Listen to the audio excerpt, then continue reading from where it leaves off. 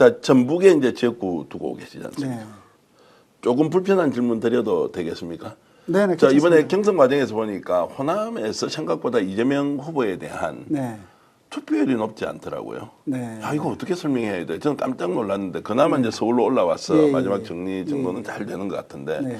여전히 이재명 후보에 대한 호남의 약간 압도적 지지가 좀 부족한 거 아니냐라는 느낌인데 실제 호남이 지금 어떻습니까?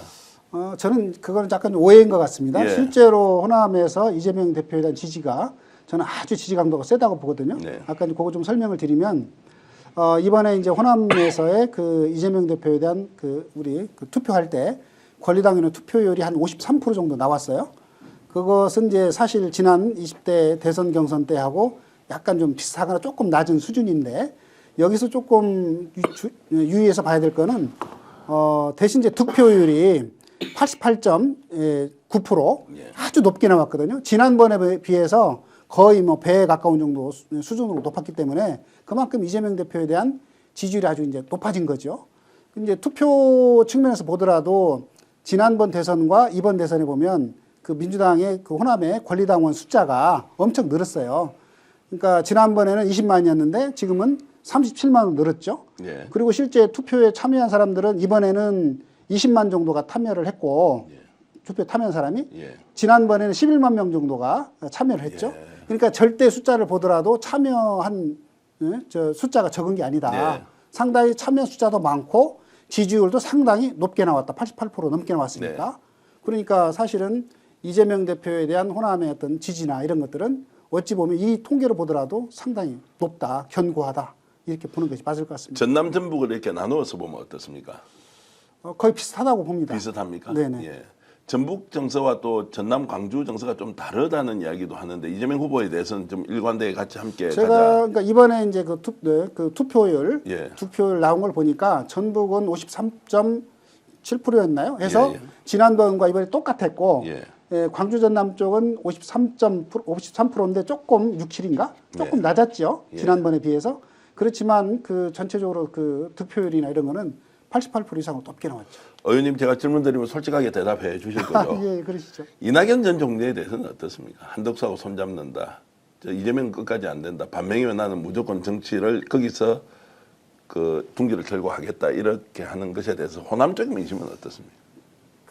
그 별 영향을 저는 미치지 않을 거라고 봅니다. 예. 왜냐하면 이제 그러니까 이낙연 죄송한 말씀입니다만은 이낙연 대표에 대한 호남의 평가는 이미 끝났다. 끝났다. 저는 그렇게 봐요. 왜냐하면 이낙연 대표가 민주당으로 해서 국회의원 5선을 하고 도지사를 하고 총리까지 하신 분 아닙니까? 그런데 대선 기간 동안에 민주당에 상처를 주고 또 탈당을 해서 당을 만들었죠. 이때 그 평가가 어땠느냐? 지난번 총선 때 그 민영배 의원님 지역구에 같이 나왔는데 민영배 의원이 그때가 73%인가요? 네. 70 그렇고 퍼센트를 넘겼고, 그렇고 지금 예. 여기가 이낙연 대표 13% 정도 나왔거든요. 예, 예. 그러니까 그런 여러 가지 위상에도 불구하고 그 정도 나왔다는 얘기는 이미 그 이낙연 대표에 대한 평가는 끝났다. 그러니까 이분이 정치 행로가 말하자면 이제까지 달면 삼키고 쓰면 뱉는 예를 들자면 이런 정치 행태를 보였다. 이런 거에 대해서는 이미 호남 민심은 평가 끝났다고 보기 때문에 어떤 선택을 하든 별 영향이 없을 거라. 자, 그러면 이렇게 해서 이제 국힘 쪽으로 가서 정치를 한다고 전제하면 네. 그렇게 해서 국힘을 결집시키는 효과고 네. 이낙연이 어떻게 보면 민주당을 이제 배신하고 총리까지 지냈던 사람이 당 대표까지 하면서 한때는 압도적 지지율이 나온 대선 후보였어요.